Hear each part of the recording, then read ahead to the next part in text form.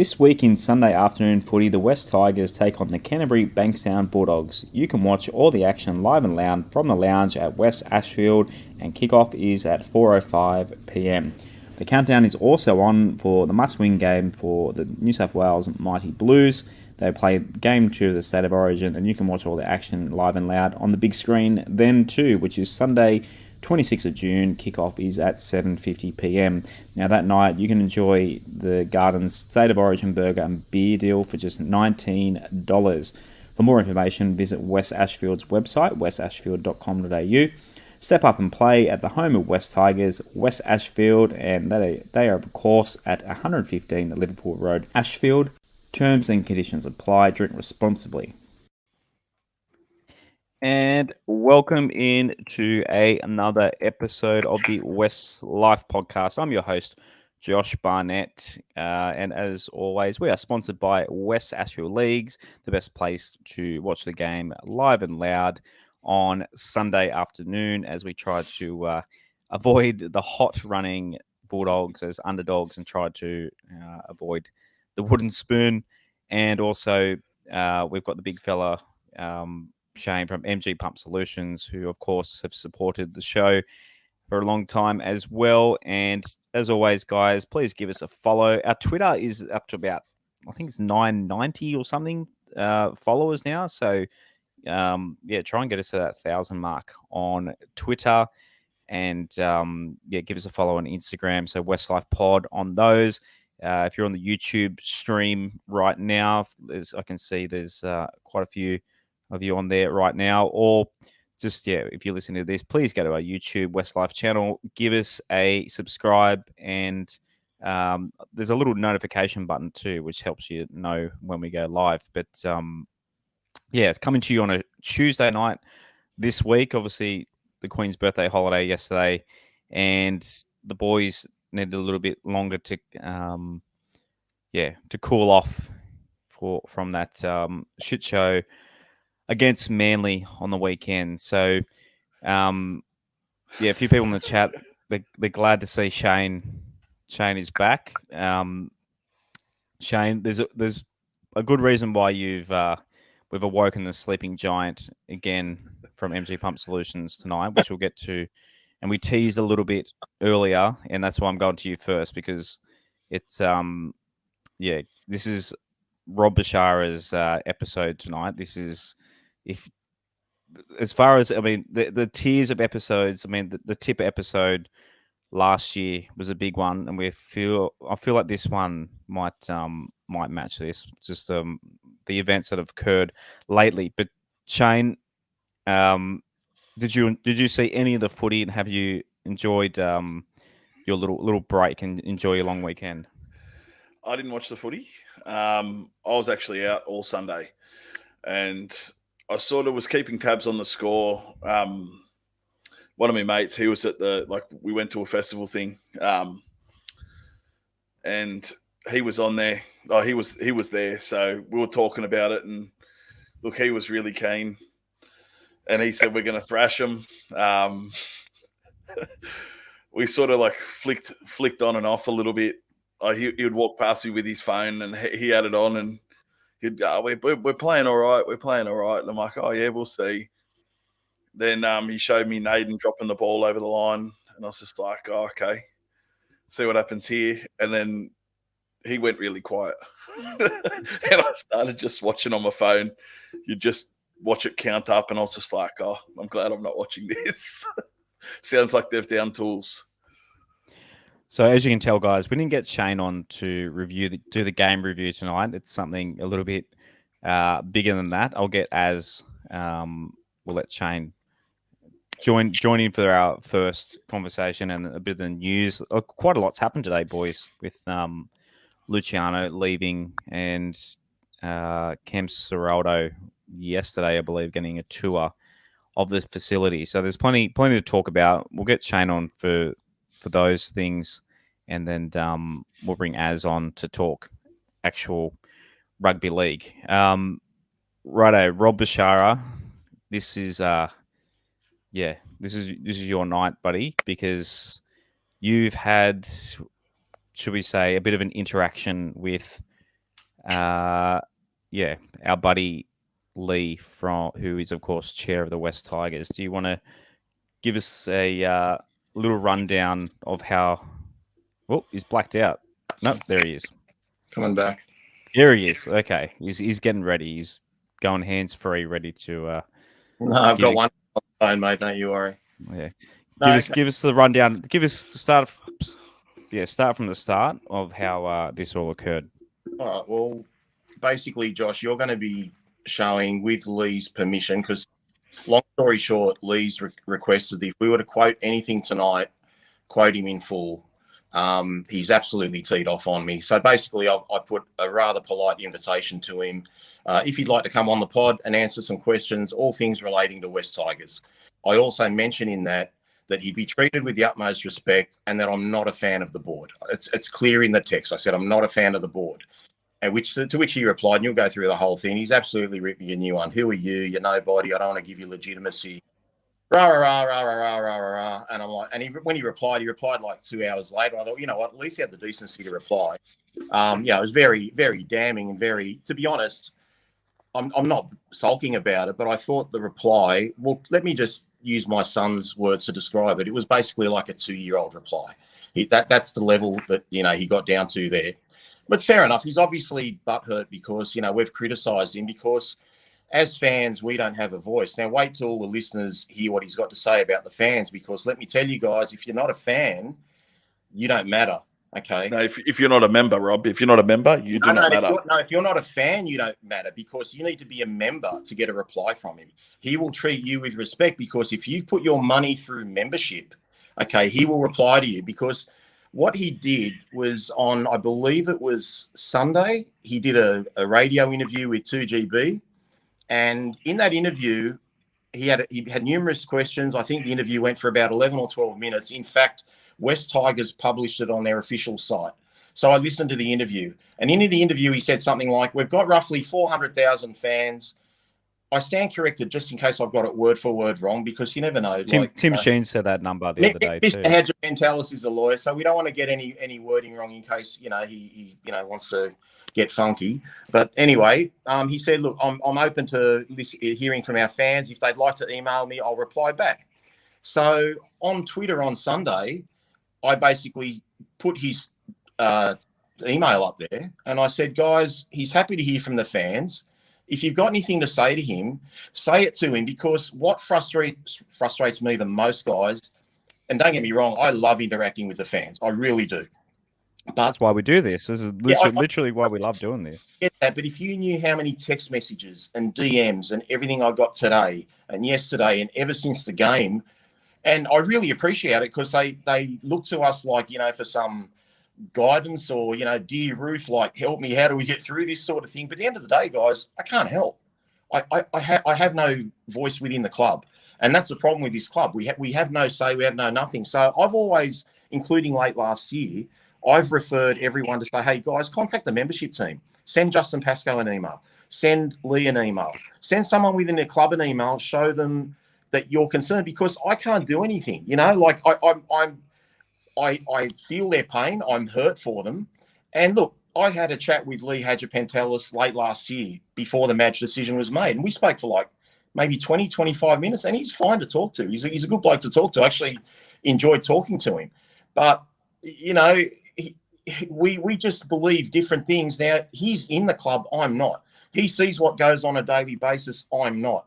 But just as they've decided with Madge, okay, I can only go on results too, guys. Okay, he's been there roughly 3.5 years. You can correct me if I'm wrong. I think he's been there since the start of 2019, or is it 2018? We can look that up.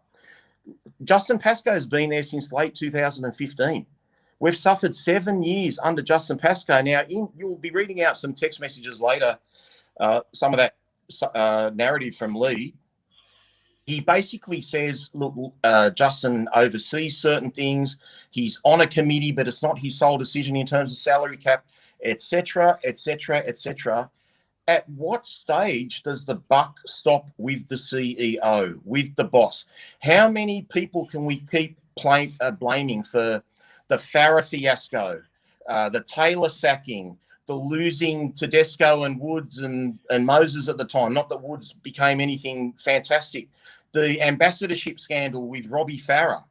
The hiring of Madge, the firing of Madge, the hiring of Adam Hartigan, the joint investigation with Adam Hartigan, which we all thought at the time was to get rid of the coach.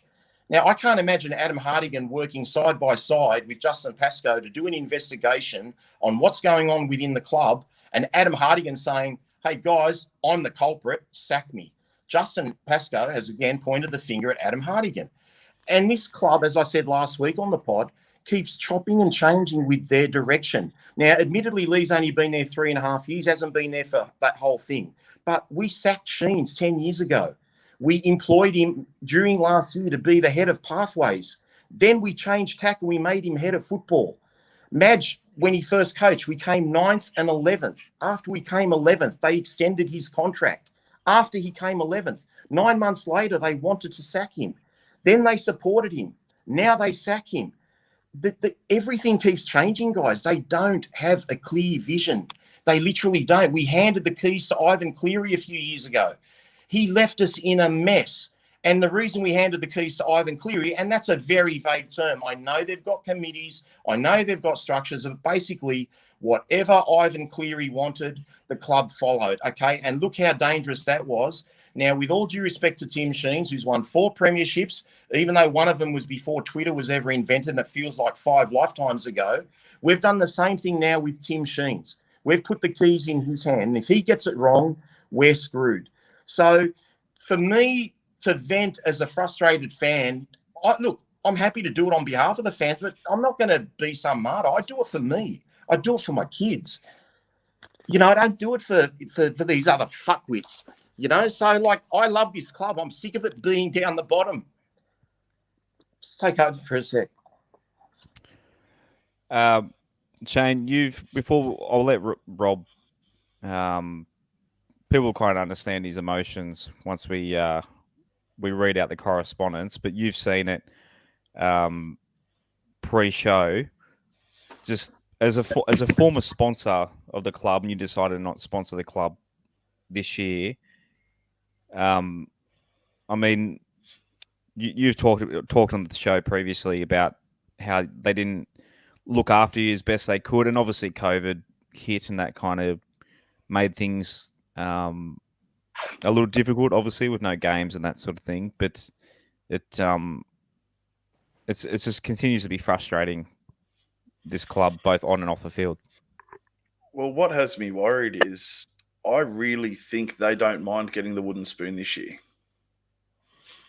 That is my biggest worry. I really think they have completely thrown away any little glimpses of not finishing last, and I don't understand why, as a football club, it's acceptable to be able to. It's just frustrating. I can't even get the words out. It's seriously just that disappointing, especially watching it on the weekend. Just watching that score rack up, and I'm like, oh, well, look, obviously they all liked Madge. We know why we know they liked Madge, and look what's happened. What worries me is during a few of the correspondences, like the messages we've read, the way that it's almost implied that if you don't invest money by being a member, you're not worth West Tigers' time. Correct.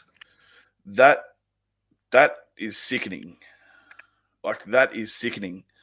The fact that the club doesn't care about fans if they can't financially contribute to this club. The problem is there's some people who can't afford to financially contribute to the club.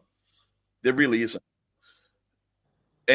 Or at the very least, don't see the full value in it yet as well. Well, that's it. Yeah. That's it. It's a sacrifice. Yeah, but guys, they support in other ways. As we said pre-show, they support other ways. They buy merchandise. They go to games. Yeah. But the issue is KO. If you're not a member, you won't be listened to. How arrogant is that, guys? How arrogant is that? That's what worries me, because Josh, you need to read Not- the whole 5 texts out, mate. Let's Yeah, get to I got to give it context. But you keep finish what you're saying, Shane. Oh, it's just worrying that we have our first. Oh, it's not our first Campbelltown game, but look at the day. It was a beautiful day, sunny skies, good time in the afternoon on a long weekend, and there's 10,231 people that actually rocked up. We got more to a rainy Leichhardt on a Friday night at 6 p.m.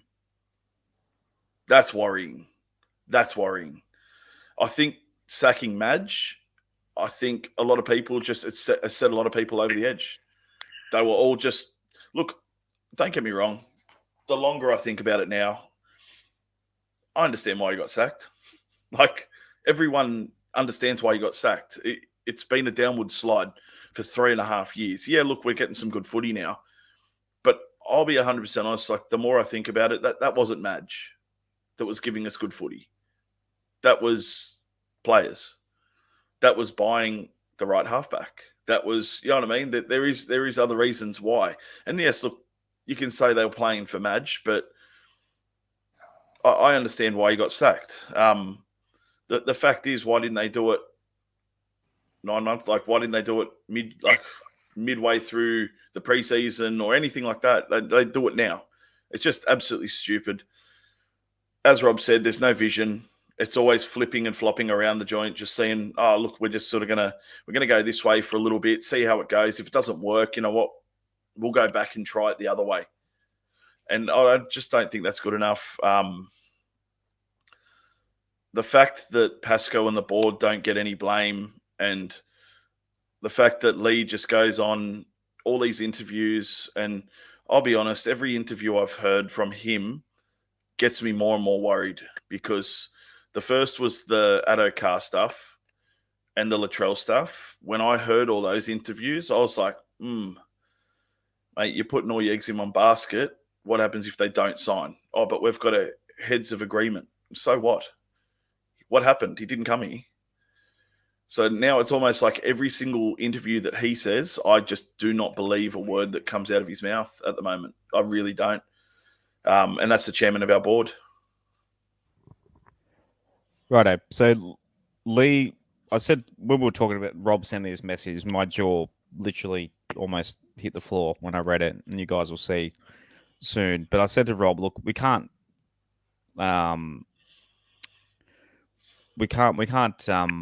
show text messages. And then Rob pointed out that he literally finishes the message with, if you're going to use this as content, please read it out in full on the show. So, I mean, we're a little bit worried about it, but he's literally in this. You'll see in this message, he's told us to read it out in full. So, I don't know why he's told us to do that, but yeah, we'll show you guys what he said. Just give me a second so I can. You're not going to put the slide up first, Josh? Yeah. I'll just give me a second. I've got to switch screens.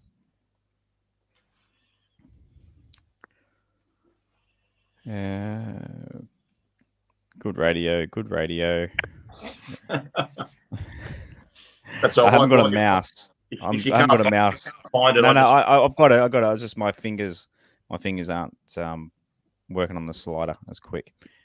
Okay, so I'll read it out for those listening on audio, but for those watching on the video, you can see it. That's his reply, though, Josh. In front of you. Oh, do you want to tell you what you sent first? Yeah. Just show everything that was sent. So, because I've only got his. Sorry, I didn't put yours in the slide. I've only got his up there. Do you want to read out what you said first? Yeah. Well, I won't be able to do it on video. So, can you hear me now still? Or do you want to? I'll just read it out now. I'll just go to my text. Okay. Yeah, I can hear you. We can hear you. Okay. All right. Hang on a sec. Let me just bring that off then. No. Well, I can't put it on the screen, but I'll just read it out. Good morning, Lee. I hope you received this text well. I heard your radio interview on 2GB yesterday. You mentioned you're happy to receive emails from 400,000 fans should they wish. As co-host of WestsLife Podcast, I can save you some time. We're the most listened to single team podcast in the country. That includes US sports. We get over 3,000 downloads a week, and that's without listens. And we aren't even quantify some of the carriers. So we can reach an enormous amount of West Tigers fans. Would you be interested in being our guest either Tuesday or Thursday at 8:30 to answer questions on all things relating to West Tigers? Now, here's the key paragraph, guys.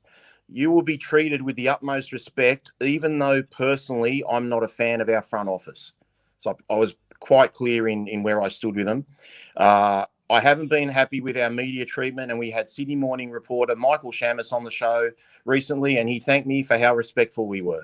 I look forward to your response, and I hope you can find the time to give the West Tigers fans the answers that they crave. Kind regards, Rob Bashara. Now you can read out his reply. Yeah. And of course, we did the same thing with Michael Chamis, and we gave Michael Chamis the utmost respect. And I think a lot of people, it did Michael a lot of good to interact with us. So, right now you got to wait for my fingers to bring it back up. A couple of people in the live stream have already seen the first slide, but righto. Hello, Rob. I have your text. I assume that it was sent in jest. What could possibly convince me to go on your podcast, given the vitriol and abuse you have directed to the West Tigers in general, but to individuals within the organisation in particular? How you call yourself a fan of the club is difficult to understand.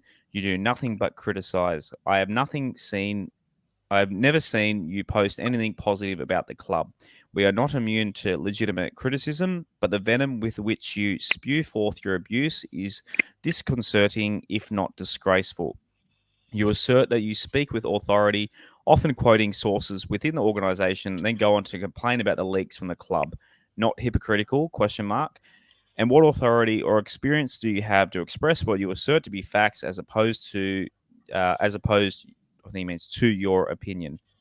As of course you are perfectly entitled to your opinion, but it carries no weight whatsoever. It may have if you had even committed to become a member and put your money where your mouth is. You don't even do that. Coming on your podcast would do no more than endorse it and give it legitimacy, something I have no interest in. You're publishing on my email address and inviting fans to contact me, I assume, was some attempt to inconvenience or intimidate. It has failed. I have received one email. I will happily answer all emails I receive from members as opposed to fans. I appreciate those who are prepared to financially commit to the club. Like I do, they say they support. As to your kind invitation to appear on your podcast, I decline so that you can comfortably continue with venting your spleen, which obviously appeases your need to be relevant. From my perspective, you are not of any utility to my role as chair or the club itself. If you're intending to reference this communication in your podcast, please ensure it is published in full. Regards. You can go to my reply, Josh, if you like. I don't have it. Do you want to read it out? Sorry, I only put Lee's in the slides. Sorry, man. Yeah, sure. That's all good. So let me just see what the comments. All right. Would have preferred you to read it because I really don't want to get to the part about my dad. But anyway, thanks for the reply, Lee. If you understood the pain and hurt our fans have suffered, knew what it was like to be a Tiger, you'd understand. I'm not surprised by your response, but I certainly do appreciate you had the decency to reply. I'm glad you're familiar with my opinions on our front office as a whole and its lack of football knowledge. In particular, our CEO, who screwed our cap so badly 4 years ago that it took the last 2 years to fix us, leaving us with the weak roster that we have. I fear for the future of this organisation. I'm great friends with many ex-Balmain players who share my view, and FYI were pallbearers at my father's funeral. That's the level of love and closeness to the colours that you could never understand. My dad's best friend was Keith Barnes. My uncle pours thousands as sponsor to via DMAR. And I've poured plenty, but swore on my father's grave that as long as Pascoe is CEO, I'd never become a member. Unlike the direction of this club that chops and changes all too often, I won't waver on that promise. My family bleeds for this club. So don't ever question my passion for this team. It's very hard and gut-wrenching trying to support a club that continuously shoots itself in the foot from a football stance. I wish you well, and I'd back my lifelong knowledge of rugby league over you and your board every day of the week. We are 13th, Lee, not 15th. I'd expect my chairman to know that if he claims to be concerned about our plight, to know that. Once again, I appreciate your reply. Disappointed you won't be a guest on our podcast, but that's fine. As our CEO said on Tales of Tiger Town, words to the effect of, he doesn't get too excited or too down. Perhaps if he bled the passion most of us fans do, we'd have success. Until then, I'll expect more of the same. I'll respect your boundaries as I've done with Pasco, whose phone number I have, but never call, never text or tag on socials because trolling is uncalled for. I won't bother you again. Just start bleeding for this club and have a burning desire and passion like the rest of us. We're sick of our football mismanagement. At some stage, you have to ask yourself, if coaches or players aren't doing what's expected, who hired those coaches and players, etc.? At some stage, you have to accept accountability for years of failure. If the next coach fails, is it his fault or is it the people that hired him whose fault? I shouldn't have texted you on a public holiday, but I'm glad you were man enough to reply. I respect that. Have a good afternoon. Fuckwit. That last bit obviously wasn't part of the message. No, Shane, I was just talking to I someone. know. Rob, I'll let you. You want to grab a glass of water or something? And I'm okay. I'm all right. You're all right, Shane. Yeah, we touched on it earlier. Is there any? I mean, were you as shocked as I were to read that coming? Like, we obviously. I couldn't believe what I was reading, to be honest. Yeah. I couldn't believe we've been critical of them, but I wasn't expecting that. Oh, look, we've definitely been critical of them, especially Pasco. It comes to a point where they're trying to avoid saying that Pasco had anything to do with any footballing decisions, but we know that he did. He's mentioned that he has had dealings with football decisions. It's only recently, until obviously we've had a head of football, that he hasn't. And he has pretty much said, I'm pretty sure that was sometime last year when Hardigan was announced, that he's not having anything to do with football. And it's just funny that through Lee, we're saying, oh, he never had any issue, he never had any say in anything, blah, blah. But, mate, he's literally said he has. It's some of the stuff that was written, like, as I said before, he's just worrying. The fact that he says that he's happy to talk to any member, but not a fan. As we've mentioned, there's reasons why people don't want to commit money to the club, because let's be honest, like, where are we going? We're going backwards again after we just started thinking that we're going forward. Like, we're seeing some good footy, and now we're back to this, back to the circus that is West Tigers, which is, it's not very fun, is it? Especially with, like, obviously getting to news that Luch just got let go just for the sake of it. Just things like that. It's just, again, it's just we're back to the shit that we always seem to do. And just the way... That's a good decision. Don't get me wrong. I get it. I've said one positive thing about the club tonight. That's a good decision. Please write the time down that I said that. That's one good decision. But we can use that money for cap space, for paying someone this year, next year, whatever the case may be. I got no problem. Well, what pisses me off? This is the only reason why I'm hoping they did it, was to upgrade our current players. If they go and sign Staines, that's a joke. That would do my head in, because I don't rate him as, like, he's not that good.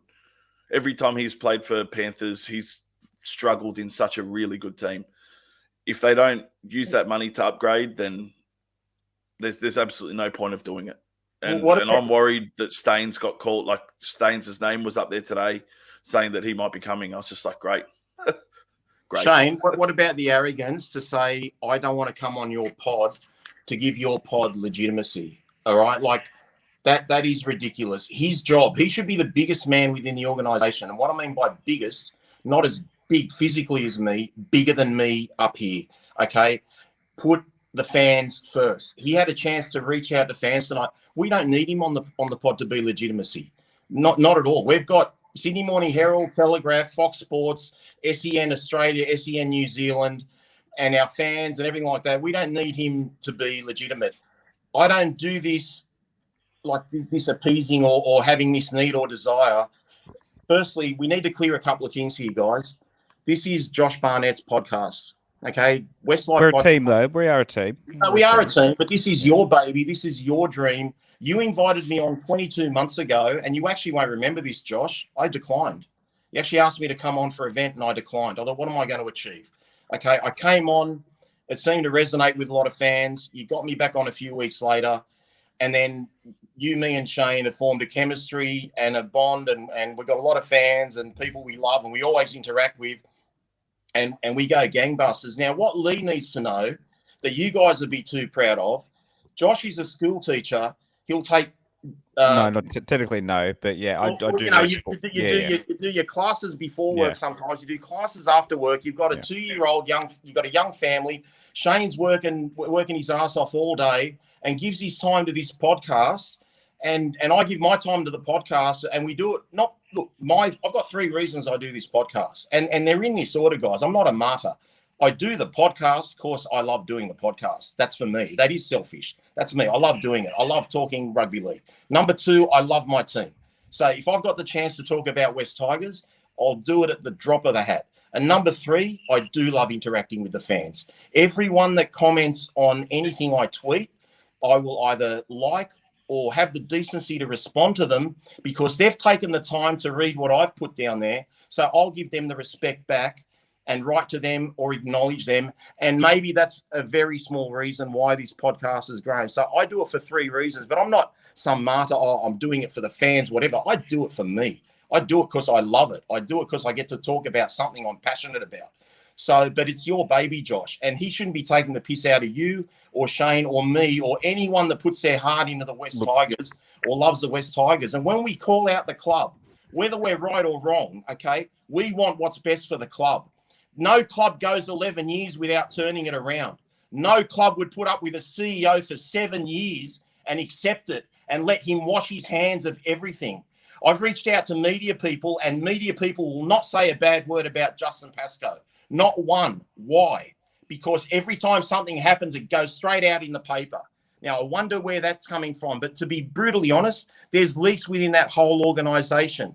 When Lee Hadjipentelis accused me of being hypocritical about my leaks, what do I try and find out? Who the player is that might be named this week? Like, is that a really evil thing to find out who's going to play or what's going to happen or this and that? I'm not leaking to the press a 2-page spread to Michael Shamus as to why Michael Maguire should be sacked. I don't do that shit and give them all the details of an internal review that should be private. So the West Tigers need to wake up to themselves and start acting like a professional organisation. Our whole fan base is sick of it, and if we have to march at Concord to do something about it, we'll do it. And hurry up and finish that centre of excellence that you put in the wrong place. You are absolutely a disgrace to every fan, guys. You think you're doing a great job, and what you did the last 2 weeks, you've just set us back another year. We were going in a good direction, and you've absolutely disassembled our 2022. There is no point even playing another game. We had no spirit on the weekend. We had no belief. The reason we had no belief, you took the coach away that had belief in the players, that was squeezing every little last ounce out of those players and making them play above themselves. And he loved those players. Okay, you're an absolute disgrace. He was the only man in that organisation that was a true Tiger. The rest of you are imposters. You want to challenge me on a forum or somewhere else? You don't want to speak to me on WestsLife Podcast? I'll speak to you on radio, Lee Hadjipentelis. I'll speak to you anywhere. Okay, don't make out like you're this big, almighty. We need your blessing for you to legitimize our podcast. Who the hell do you think you are? Concentrate on your rugby league club. Make it fucking work. Okay, we're fucking sick of you and sick of it. Okay, do something and stick to it. Stop changing your plans. We've had enough. That's true. We've had enough. I mean, we're backwards again, guys. Let's be honest. Rob said a year behind. Sacking Madge said it's a year. Look, I reckon 2-3. I reckon it set us back 2 or 3 years. They shouldn't be able to sleep at night, guys. They should be not able to sleep at night. They should be saying, what the fuck are we going to do to get out of this mess? What are we going to do to get out of this mess? Do they really want us to wait another 2 or 3 years? Is this what we've really got to do again? 7 weeks ago, we were on top of the world. We had back-to-back wins in the last minute of games after round 7. Things were looking up. Now we're back to dead shit alley. Absolutely back. It's worse than after we were 0-5. It's worse than the Cronulla loss. There is literally no hope. We've basically said, rightfully, Luch, see you later. We may as well let Kelmer go. We may as well not even show up to a game. Seriously, we will not win another game. We will get lapped on the weekend. The boys' heart wasn't interested in the game. As one Twitter follower said, it was like they'd lost a loved one. They had nothing to play for. We had no line speed, absolutely no line speed. And having watched the game again, we should have won by 20 or 30 points. Manly were awful. 7 tackle repeat sets, throwing intercepts in their own quarter line. They had no Daly Cherry Evans. They had no Tom Travojevic, their 2 best players. We were in the game at 8-6 still. We just didn't look committed. We didn't look interested. That's what you do when you sack your coach halfway through the year. If you stuck to your plan, you get rid of him last year or you see out his contract. So wherever you stand on Madge, whether you should have sacked him or you shouldn't have sacked him, you either sacked him correctly or you sacked him at the wrong time. Either way, you fucked it up for all of us. And we have to suffer. This is what we look forward to on the weekends. This is what people spend their hard-earned money on. To go watch what? Canterbury, who's coming last, lap us and hand us with our first wooden spoon in our 23rd season. That's what's going to fucking happen this year. Yeah, there was 5 or 6 blokes in that coach's box staring at each other the other day like, what the fuck are we going to do? Brett Camorley needed 2 hands to hold a fucking 2-way radio.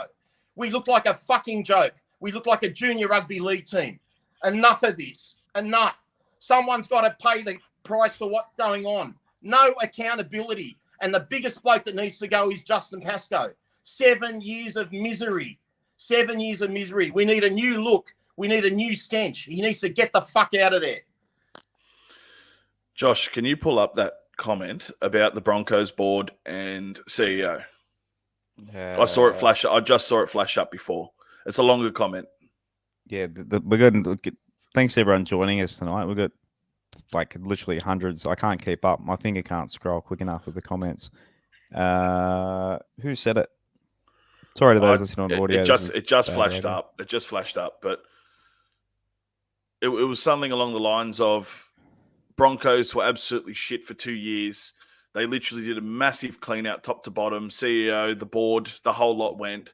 Now have a look at them. Like it shows that it isn't just players. It isn't just coach. Your front of house and your board definitely has an impact on results on the field as well. Decisions being made, all that sort of stuff. It's Ben Eichen has made every good move, Shane. Ben Eichen has been amazing for them. 100%. And that's what really shits me, because we just stick to the same shit. Look how they handled the Payne Haas situation, guys, 2 weeks ago. Payne Haas. Yeah. Shut up and manager wait till the end of the year. We're leaving. We want out, blah, blah, blah. Now they've kind of cooled it down. They're going to discuss it at the end of the year. Whether they do or they don't, they haven't ruined their run. They've won so many games. I think they've won like 7 out of their last 8 games. They're on a roll. They haven't disrupted anything. That's how a professional handles a season and saves a season going well. Our CEO in 2016, when Jason Taylor wouldn't put his most valuable player, Robbie Farah, in the team, who one was the origin hooker, 2 had back-to-back great performances off victories against Penrith and South. We're in the top 8. We go play Gold Coast at Campbelltown, and Jared Haynes says, that's my house, while Robbie Farah's kicking a field goal in New South Wales Cup, and we lose by 1 or 2 points because Mitch Moses or whoever was playing that day, Luke Brooks, I can't remember, missed point-blank goals or field goals or whatever. That was a 4-point swing, guys. We wouldn't be talking about 11 years of no finals. We would have made the finals in 2016. But we didn't have a boss with the gumption to call the coach in and say, Coach, you use our most valuable asset. and you get it done. I don't care if you blokes hate each other. You will work together and you will get it done. You don't put your best player in reserve grade because you hate the bloke. That was nothing more than an assassination of our greatest player. And if you want to blame Madge for why we don't get players, what a crock of shit. How you treated Robbie Farah was a signal to the rugby league world. A kid that was an Enfield junior, a Leichhardt junior, came up through all the Balmain juniors, represented his club, won a premiership, captained his state, represented Australia, represented Lebanon. And what did you do? You said, fuck off, we're going to back Jason Taylor. Fair enough, you took a stance. But guess what you did 6 months later? You sacked Jason Taylor. No wonder Tedesco and Moses ran out the door. You don't know what you're doing. You've continuously ruined this club. In Lee Padgiantella's defence, he wasn't there at the time. But guess who was? Justin Pascoe. And it's just gone on and on and on and on. But there's no accountability taken. He screwed up the ambassadorship. He cost the club $619,000 or thereabouts. We lost $300,000 of salary cap for 2 different years. Why wasn't he made to pay then? He got a suspension and everything. Why didn't we say, mate, go? You've done nothing. Oh, Justin's in charge of corporate this and corporate that, whatever. Fine. You've moved him onto a new section. But at the end of the day, his stench stays with the club. And as long as his face is in that organisation, we're going nowhere, guys. And if you don't believe me, don't believe me. It's not fact. It's my opinion. But guess what, guys? We've got 7 years to prove that we've done nothing under Justin Pascoe. So you want to keep him for another 3 years? Be my guest. But don't expect people to stay on board with this club because we're all sick of it. I think you can just easily, any single social media post the West Tigers have at the moment, it's but Twitter, Instagram, Facebook, it's you're not alone in that opinion. Rob, can I go back, not change the subject, but go back a couple of subjects to defend my baby, as you called it, Rob, or this baby. Yeah. The legitimacy thing. The thing is, it was never made to be a legitimate podcast, and the beauty of this show is we can be critical and of the performance of the players, just like any other media outlet, but we can also do it. It's basically the Fox Sports or the media outlet. The aim of this show is basically to be the outlet for West Tigers fans who want honest opinion, be it good or bad, because at the end of the day, I don't know who's in charge of the media since Dan's left, but at the end of the day, they're a PR team, essentially. They're going to talk positive about the club. They're never going to say negative. It's essentially public relations when you're working officially for the club. We don't want to be a legitimate podcast for the West Tigers. We are for those. I don't use this often, but the motto I started with this show was for those whose life revolves around the West Tigers. And every single one of our listeners, that is the case. You would not listen to this podcast unless your life. I do not expect you to listen to this podcast unless you are absolutely obsessed and you emotionally passionately ride the team, just like Rob's talking about here. So we never wanted to be a legitimate podcast. That's why I never named it with West Tigers in the name. Also, I thought that might have been a copyright issue, but that's another story. But yeah, I started this. I hope fans and we don't want Lee necessarily to be an enemy. As I said earlier, we brought Chamis. Michael, I mean, there's probably, if there's one type of person more hated than CEOs, it might be NRL journalists. And Chamis came on, as I said earlier, and I think he gained a lot of respect from West Tigers fans by how he interacted and answered questions and laughed along with us and made jokes, and it was just good PR. But yeah, this show isn't about that. We want to try and be a voice for the fans. We're not the voice for the club. We're the voice for the people who are passionate about that club. And the three of us and the 110 odd people that are watching this stream right now and the thousands of listeners that tune in every episode are the same. the majority of them. We've been following this club for 21 years, and then Westall Magpies before it, unless, of course, if you're younger than that. But my point is, our fandom has gone longer than any player, any management, any CEO of this club. We've been West Tigers fans well beyond that. The majority of us, like, we've been West Tigers fans. Our cupboards are full of West Tigers jerseys from 2010, 12. Like, we've ridden the Farah era, the Benji Marshall eras, into all the Ivan Clearys. We're just being kicked year after year. The last several years, we're just being kicked to the curb. And yeah, as you said, we're just over it. Like, we're not, and unfortunately, we're not trying to be the PR people. That's what your media, the West Tigers media, should be doing. You're the PR people. We're not the PR people for the West Tigers. We're going to call the club as we see it, and that's why you're so popular, Rob. You look at all these comments. I can't keep up with these comments coming through. It was like supporting you and seeing your passion. And I saw one of our Patreon members before retweeted, like, said he's basically crying along with you, and like, they're passionate fans, and we're all in the same boat here. We're watching the team that we're obsessed with is like, it's embarrassing. It's dying. Yeah, it's dying. Like, guys, can I tell you what I would have done? One last thing, Rob. Just sure. one thing. This club is so embarrassing. I don't know if the chair and the CEO realize that as a West Tigers fan, not a member, any of the fans who wear the logo, if we wear a logo around, like, and I know we're not school children, we're grown adults. I proudly wear the logo every single day. I'll have the logo on my head, my shirt, or my shorts, literally every day, unless somehow my wife's convinced me to dress up because we're going to some dinner or something. I'll always have the West Tigers logo on my body somewhere, and hundreds of thousands of people are in the same boat. But right now, like, it's gotten to the point where the fans aren't even just giving a shit anymore. They're legitimately, other clubs are feeling sorry for us. I don't even get messages about losses anymore because people are just feel sorry for us. Like, it's just, Josh, people laugh at you when you wear a West Tigers pair of any merchandise. But I still will. The West Tigers. People legitimately laugh at you.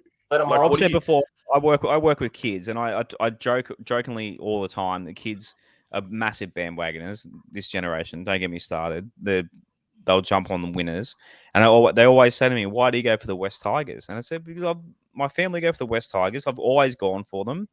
And a co-worker of mine's a Bulldogs fan, and people, they say the same thing to him, and he says, "No, you stay loyal to your team, and you stick thin through the hard times." But I don't know if there's an Australian sporting franchise that has been down and out for as long as ours has, and it's exhausting. The fact that this show has become so successful, and I appreciate every single 1,000 listeners that we've gained since you boys have come on. Like, it's just incredible that the club's getting worse, but this show is growing because people love suffering alongside each other. We're all in it together. It doesn't matter who the boss is, who the players are. That logo is all of us. Sorry, Shane. It's a fan forum at the end of the day, and I think doing this live is better than a forum. Just saying. Well, it's the best thing we've ever done going live. Being able to interact with fans of the podcast, of the club, just makes it it just makes it worth it. You can interact, you can answer questions as you go on, and you know what, like, it's what it's about. We're all in it together. We all suffer together, and hopefully one day we all share the glory together. Why wouldn't Lee Hadjipentelis want to come on the show for a number of reasons? Okay, let me explain. He can reach out to thousands of listeners. If he's right and I'm wrong, he can make me look like a fool. Take me on publicly, which I've got no problem with, okay? The other thing I would say, and I'll tell you what I'd do if the roles were reversed, guys. Firstly, I'd be the bigger man. I'd come on the show, even if I hated who I had to speak to. But I'll tell you what I would have said to me when I sent that message to Lee. I would have said, Rob, I'll come on the podcast as long as you're not on the show. I'll speak to Josh and Shane. I would have found a way to interact with the fans and get my message across, even if I had a grudge with someone. But that's the lateral thinking that these guys don't have. Okay, that's what I would have done. I would have said, look, I'll come on the show. I'll come on your podcast, Lee, but I don't want to speak to you, Lee. I'll speak to Justin and Tim. Okay, that's what I would have said. And throw it back on me and put me in a situation where I've got to decide, do I want our listeners to hear from our chairman or not? And I would have stepped aside and let him happily come on and do that. But ultimately, this guy just wants to run away from the real fans. And he considers members the only real fans. Well, look, you can look on my Twitter account, guys. I've got a cousin of mine who's been a 16-year member. He's the most amazing guy. In the 90s, when Balmain were absolutely hopeless and we're never going to make the finals, my cousin Mark, we would say, Rob, we're going to make the finals this year. We're going to make always the optimist. He's been a 16-year member. He's got 4 premium passes. He's on a disability pension. He's unemployed. Even in 2020, he still gave his money to the club. He said, Rob, I've had enough. He sent an email today to Justin Pascoe. Whether he gets a phone call back or not, I don't know. But he's basically said, the coach has gone after half a year. Luciano Leilua has gone after half a year. Can I have half my membership back? Because seeing as we've accepted that 2022 is a fait accompli, why should I not get half of my money back? You know, I don't want to go to games anymore. So let's see how that replies. There was another guy, I think his name's Matt Bannell. I stand corrected, Matt, if I've pronounced your name wrong. 12-year member. He handed in his membership, said, I'm not going to be a member anymore. He got a call a few weeks later from the membership team asking, would he reconsider being a member? He said no, and they politely hung up. They didn't ask, Matt, why aren't you a member anymore? What have we done wrong? What can we do for you? We don't want to lose you. You've been part of our club for 12 years, Matt. There is no soul or spirit within this club, okay? And that comes from 2 ex-employees. There is no tiger spirit. There is no soul. This is totally about money. There's not a club is about people. You love people within a club. You know, we love Benji, we love Robbie, we love Gareth, we love Liam. It's about loving those players. We're going to love them for a lifetime. And even the guys that didn't make semi-finals, you fall in love with the players. How do you fall in love with a management that treats its own like rubbish? As much as a mess Ivan Cleary left us in, thank God he got Benji Marshall and Robbie Farah back and righted some wrongs that the club did, because the way we've treated our legends in the past is an absolute disgrace, and it's nothing to be proud of. And every person that's played for that club should want to come back to that club or look on their time with that club as one of the best times of their lives, not look back at it and go, geez, they treated me like shit. Gee, that ended really badly. This is a club that needs to look in the mirror and just say, what can we do to be better? Now, they might claim they're doing that. So, Lee, that's my opinion if you're listening, or if you've got one of your cronies listening. But you guys need to have a look at yourself, because you're stuck in that Concord cocoon and you don't know what's going on in the outside world, and you've left all the keys with Mr. Tim Sheens, okay? Because you basically regurgitated everything Tim Sheens has said in terms of development coach and all that sort of stuff. Josh, have I got time to go into the development coach argument for a sec? For like 2 secs? While you ramp up that, can I just address one comment, one hater in the comments? Sure. They can hate all they want. I don't care. It's Nathan. So Nathan, I assume he's tuned out by now, because he said this podcast is getting deranged. So Nathan, we don't expect, again, we're not trying to be legitimate. We don't expect every West Tigers fan to enjoy it. But the 3 of us and every single person that I get on for the Vent Pod, we be ourselves. And if people don't like it, that's fine. We are who we are. And us being us has, the show's gone from strength to strength. We have our haters, but we're gaining friends and views and everything week after week. If you don't like it, I mean, you know what I'd love to say to the haters. It's fine. If you don't like it, do it yourself. Yeah, it's free. This is free. You literally don't have to tune in. It's fine. It's like something. It's like complaining about something on free to air TV. You can play about something on free to TV. Change channel. Let me see their podcast. Let me see what they're doing. Let me see what they're doing to engage with fans. Get a group together. I don't know. I'd love to see the haters do what we do. Like, if you don't like it, do your own. But there's there's thousands of podcasts out there. You don't have to listen to us. We don't expect. We're a niche podcast. As uh, who was it? Someone tagged us in Clarkie's podcast list saying it was the top 10 in a row, and someone tagged us as a joke, and he said, "Well, they're too niche," and he's right. We're niche. We're not trying to be anything other than an outlet for West Tigers fans. We're just us. We're just passionate West Tigers fans giving a forum. I hate using the word forum. It sounds so nerdy, but it just makes me think of an online forum. But a platform. Platform's a good word. A platform for West Tigers fans. So come and there's too much hate between fans at the moment, and we're losing. Like it makes it worse. We're creating a cool little community here, and if you don't like it, then I don't know, go play solitaire or something. Anyway, I like solitaire. That's good fun. It's the first thing that came to my head. It's something that you do by yourself. But Minecraft. What is it? Minesweeper. Yeah. MS Paint. Righto, Rob. What did you want to talk about again? Sorry. I was going to say, Josh, last week, we got into this whole development coach thing, which I told you guys that's what they were going to run with, and that's why they were going to get rid of Madge. Look, Tim Sheens and Lee Hadjipentelis and Justin Pascoe, but literally Hadjipentelis and Pascoe have said it after Sheens has said it, so they've basically regurgitated what he said.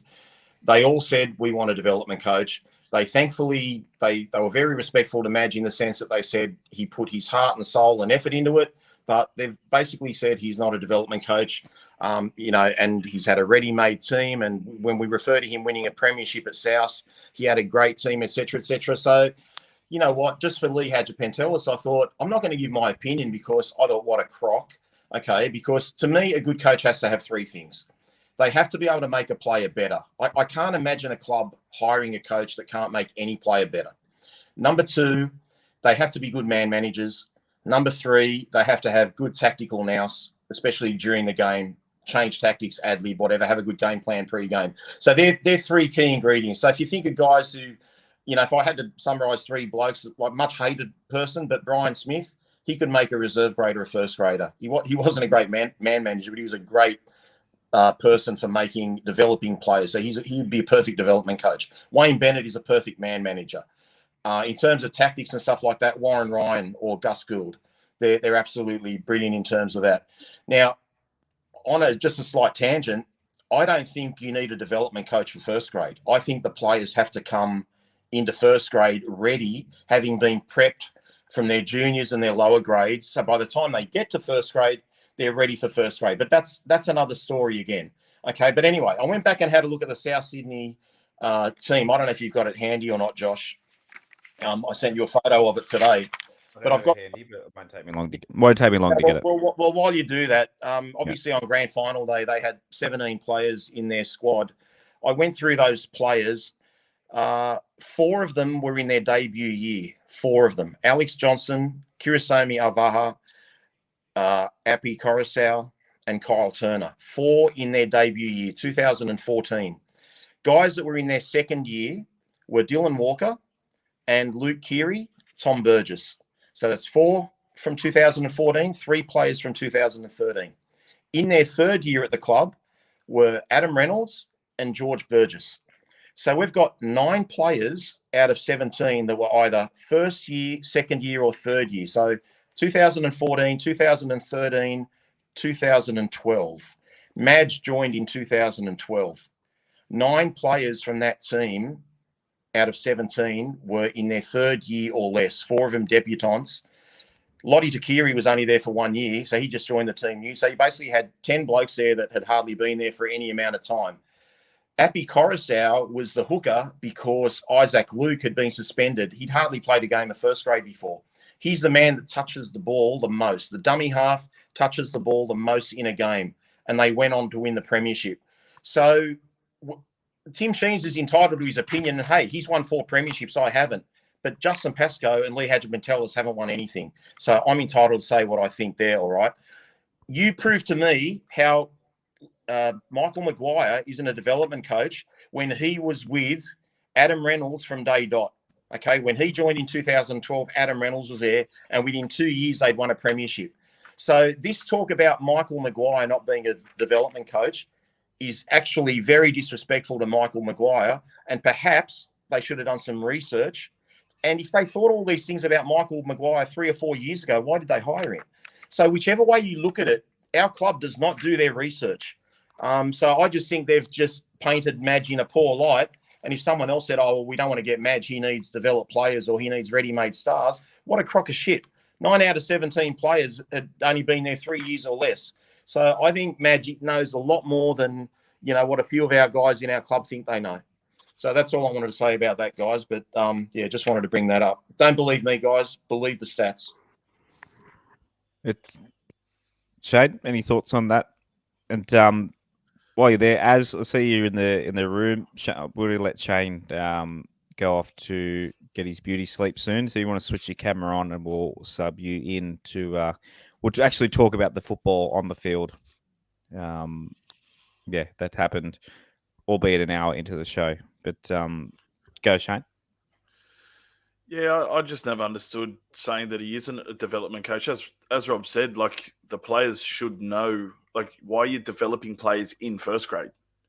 That doesn't make any sense. You should be developing the players through your junior ranks so that when they hit first grade, they are able to play. Yeah, look, they might be able to play every minute of every game, but they should be able to play your brand of football. That's what you've brought them up to do. What is a development coach? Like, what is it?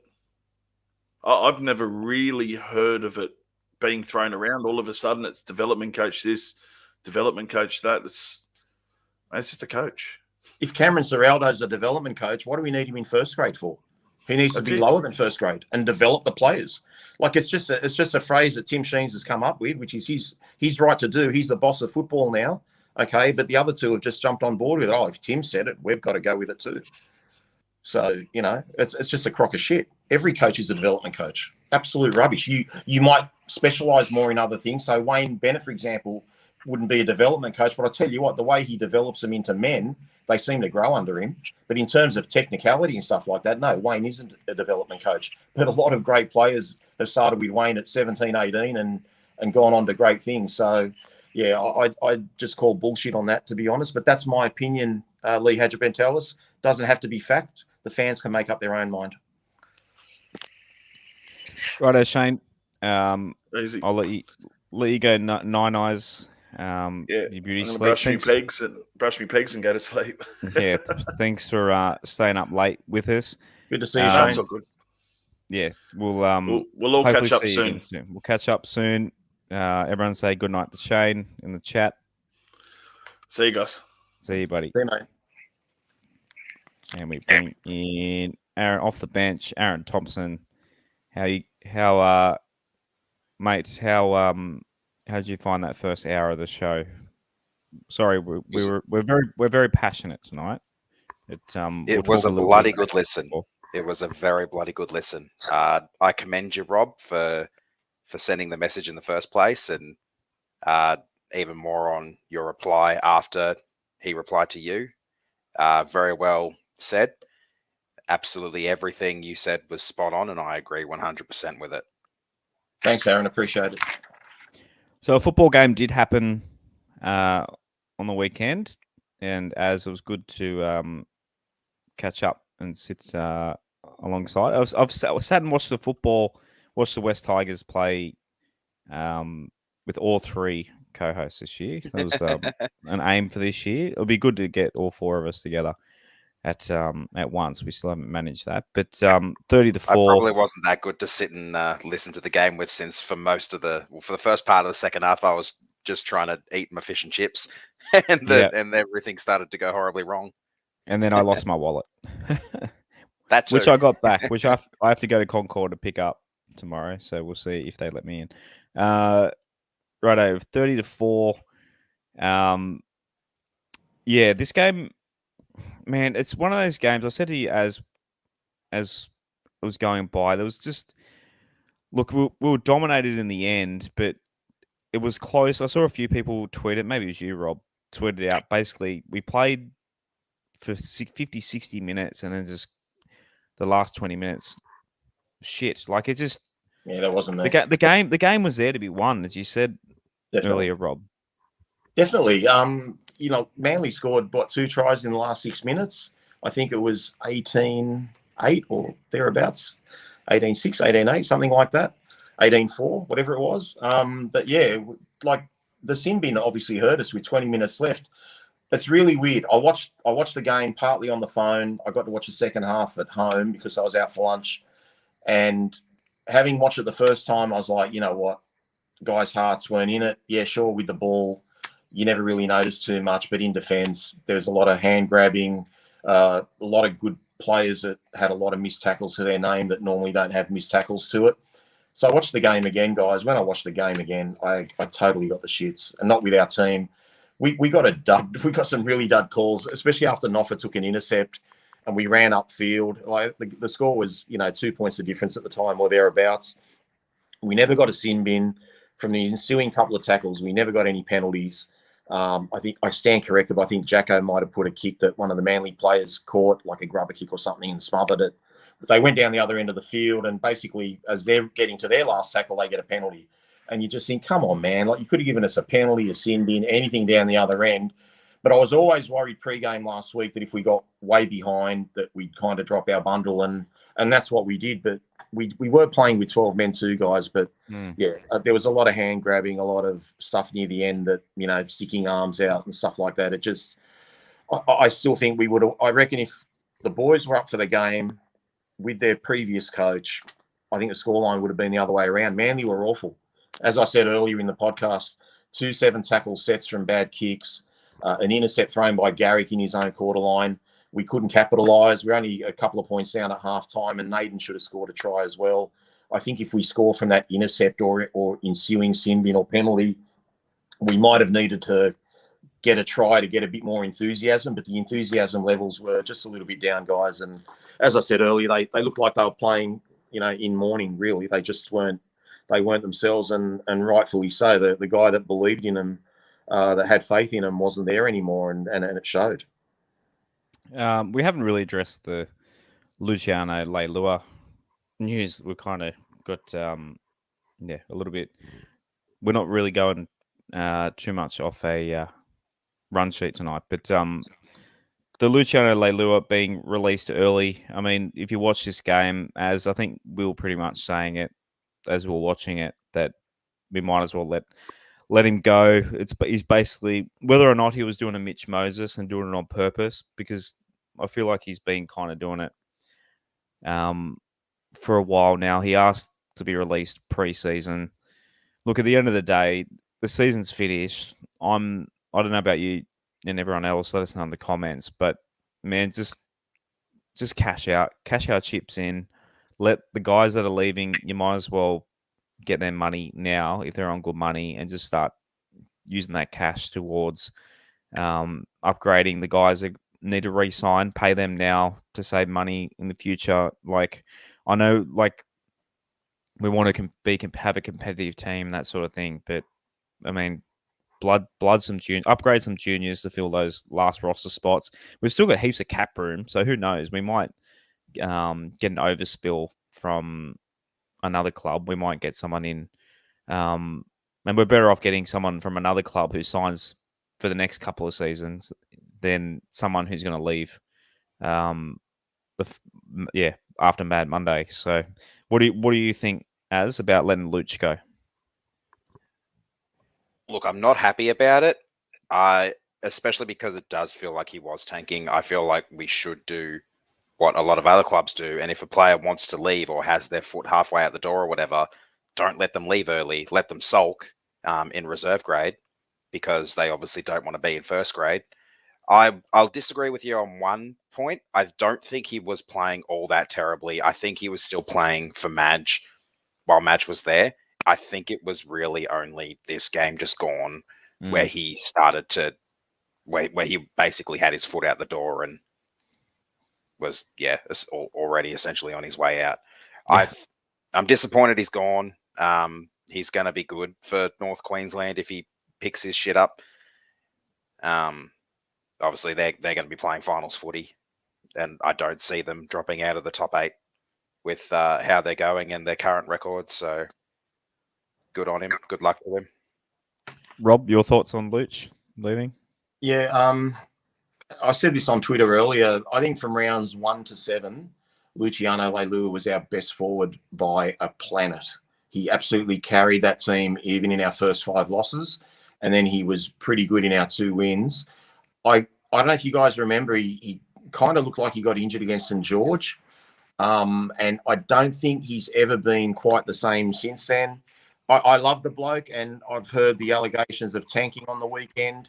I'm never going to accuse Luciano of tanking, but it looked like tanking. But I'm not going to say he tanked. But I mean, it's like Gordon Tallis thing. What if I said I think you're a cheat? No, but Harrigan? I mean, you know, like, man, this honestly, why wouldn't you want to get out of there? Seriously, why would you want to stay with a club that's basically said, guys, we've got no hope of making the final? So we've lost the South, and I thought that was our grand final. But realistically, if we beat Manly, Canterbury, New Zealand, we'd be on 14 points, and we'd be within, you know, reach of the top 8. So basically, by sacking the bloke who was the only bloke that believed in the players, because he's actually came out publicly after the South game and said, well, I think we can win all our games. Whether Maguire was being delusional or not, that's a different thing. But at the end of the day, he said, I believe in these players enough to win games. And then management has said, mate, you're out. We don't believe you. Well, what signal does that send to the players? They're basically, not only before the game, they said, we're looking towards 2023. So they've just basically written off 2022, even with their public statements. Not my opinion, Lee Hadjibentelis, what you guys said publicly. So, you know, what do you expect from a team when we basically said that the season's over, but hey, guys, go out and do your best, go out and win? Like, come on, guys, it's mixed signals. I know they're professionals. I know they're entitled to show up. But at the same time, I think you got to remember they are human beings and they need time to digest. You know, they had a coach there. Not all of them were there for 3.5 years, but they had a coach there that believed in them. You know, whether he should or he shouldn't have is a different story, but he had faith in those blokes. And there'd be guys there that love Madge that would feel let down by him leaving. And it takes time to get over. Perhaps if they were going to sack Madge, they should have done it a week earlier.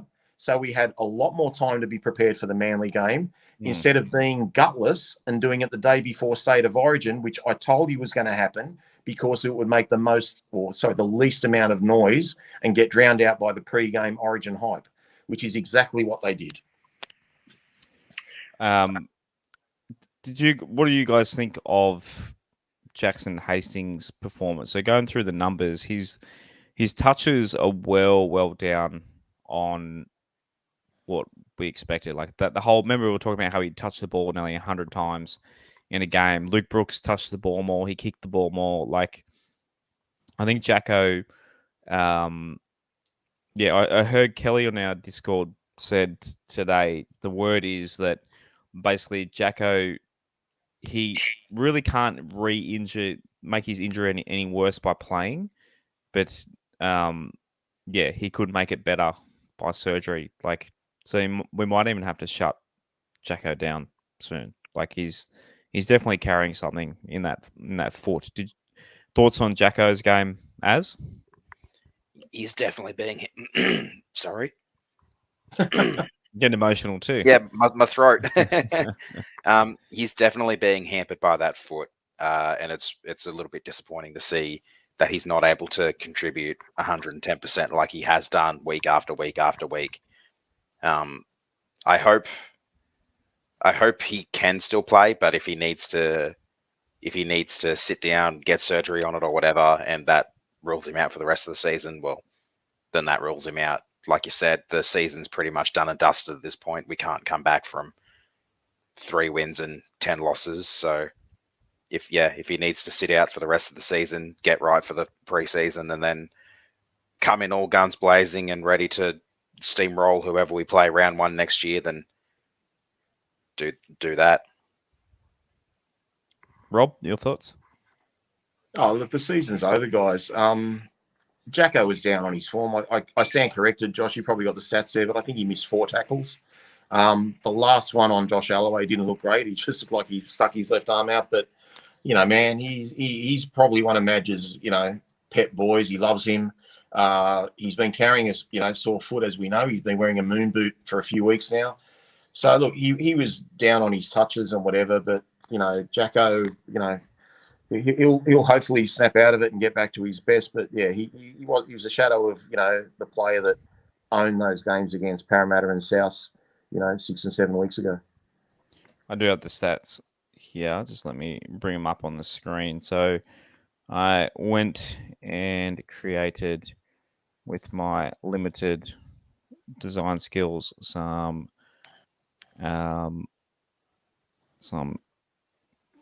stats leader graphic. So here's the backs here. So he still had the most runs for a back, 19, tied with Kenny. Kenny had 172 meters, but have a look at that line break and try assist and line break. Obviously, line break assist categories there, guys.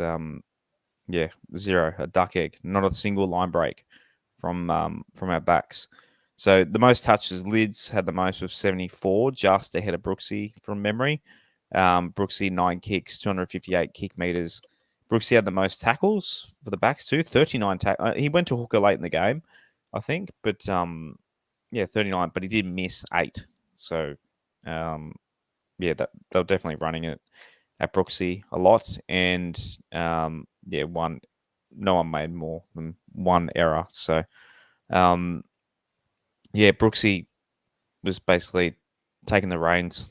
But would you put it down forwards or backs, Aaron? Who let us down? We talked about line speed earlier.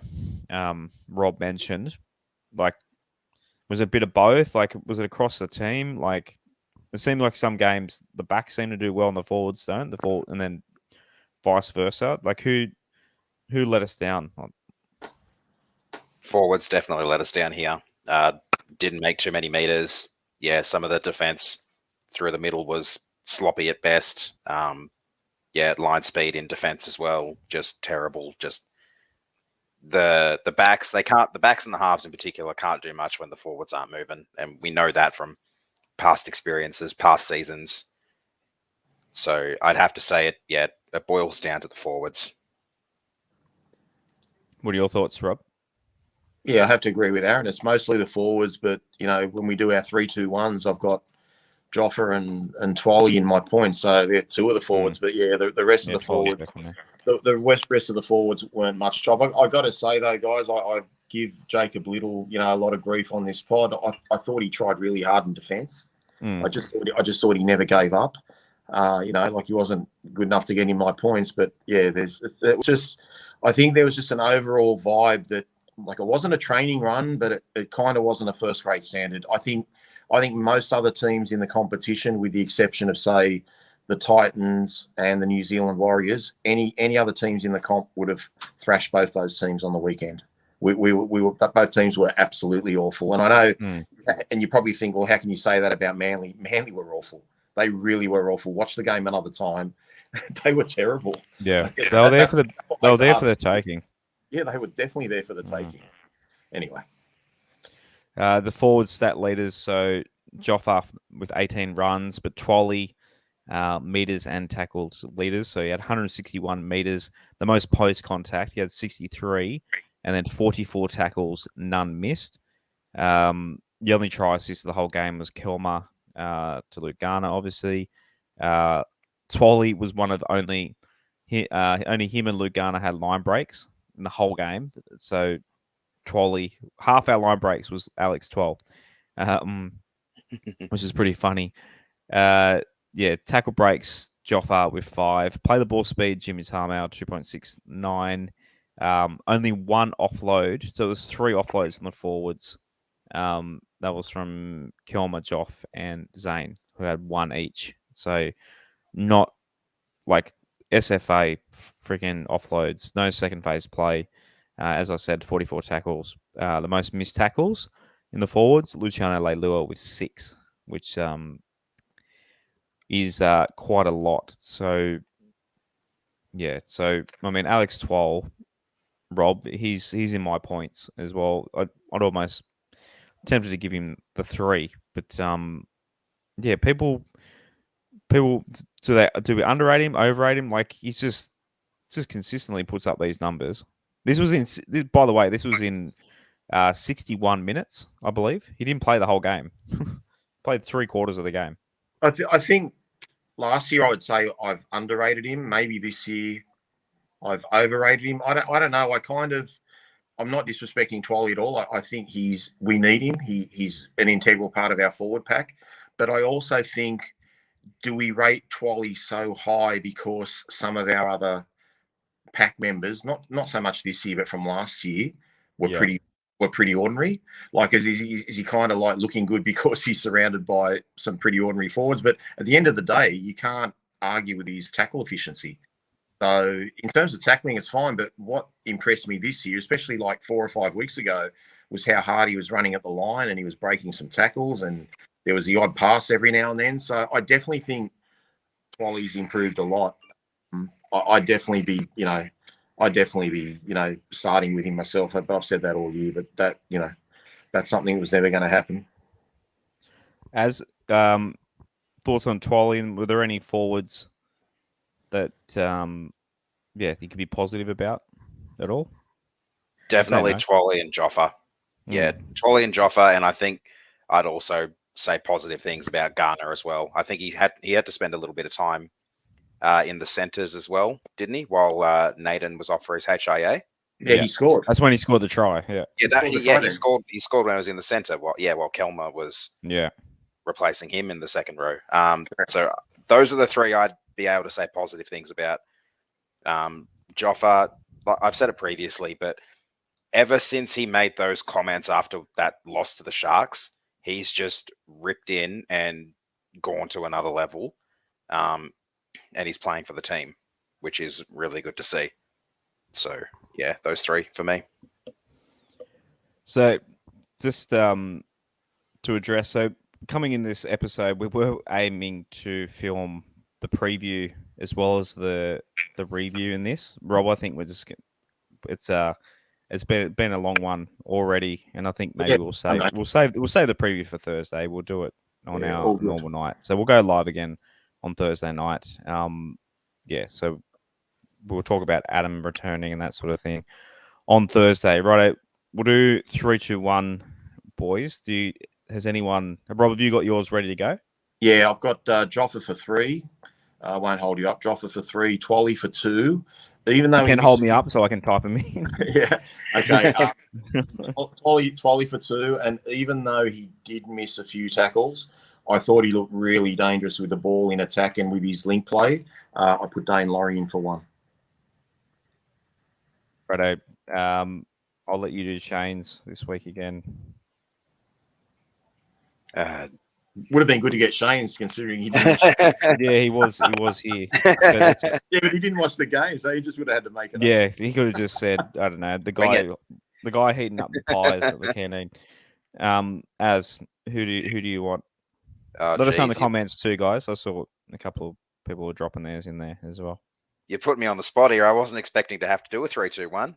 Give me a moment to think about it if you want to do yours first, Josh.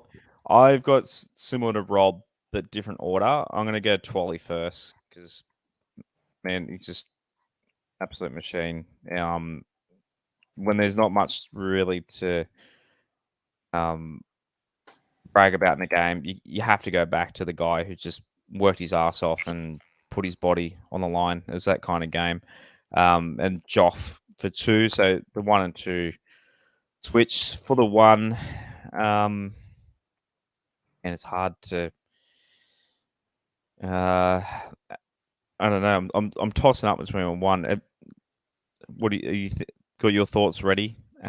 While I think about third person. Just go backwards and forwards, eh? Garner, yeah. Alex said Garner in the comments. I was thinking Garner as well. I'll go LG. Hold on. Fair enough. I respect it. Righto. So I'll go. Okay, things are doing this so quick. I'll go Joffa for 3, Twally for 2, and I'll go Kenny for 1. Same as Rachel's agreed. Rachel there. Yeah. Yep. Good timing. That worked perfectly. Yeah, What about this one from Brocker? Rob Bashara 3, Rob Bashara 2, Alex 12. Brocker, 1. why didn't I get the 1, mate? Thank you. No clean sweep for Rob tonight. Tim, the ref, the ground announcer, and the ball boy. Actually, I should give the 1 point to the person who handed my wallet back to the club. I got to pick up tomorrow. They get a point. Whoever they are, I don't know who it is. They didn't leave their name unless they took the $50 note out of it. I'll give a supplementary 1 point to whoever was the person who drew my name out for that jersey. Oh yes, have you got it handy there? Have you got it? I can grab it. Where'd I put it? Yeah, member. Don't pull your headphone out. Yeah, as was drawn out as the member lucky raffle, won a signed jersey. So, one of 5. So, I mean, out of 20, a valued member, I'll take 1 of 5. 1 West Tigers front office. Hey, Lee gets 0 points. Lee only has legitimacy because he's a sponsor. Otherwise, he's just like the rest of us. Remember that. He's only on the chair because of his sponsorship. Straight to the no point, other reason. Oh, righto. Have we addressed everything? I guess we're all out of whack. We normally finish with that. Did we talk Serraldo? We didn't talk Serraldo thing. Not much, did we? Thoughts? Serraldo's done it. It's not really much news to talk about, but yeah, I did mention that he did a tour. So I guess we'll let that simmer and talk about it on Thursday. We'll see if there's any more leak to the press or if he confirms. Because they're saying that he might extend with Penrith tonight on the news. Yeah, I saw someone in the comments did say that. So yeah. Who knows? Who knows what's going to happen there? So we'll address that on Thursday. We cracked the 100 again tonight at one stage on the live stream. So thanks to everyone who tuned in on Tuesday night. The fact we changed the night and we still get everyone tuning in to watch the show, and we're an hour and a half in, and 70% of you are still with us. So, and to everyone who listens, that's how illegitimate the podcast is, isn't it? Yeah. Different nights still. Should I change that? Should I change that to our motto, the illegitimate West Tigers podcast? Hey, we've had Farah, we've had Wahey, we've had Marina Go, we've had Gary Sean Jack, Bloor, we've Anthony had Blue Wiggle, Shane Walker. We've had a lot of ex-Balmain and West Scando, Tigers. Fultz.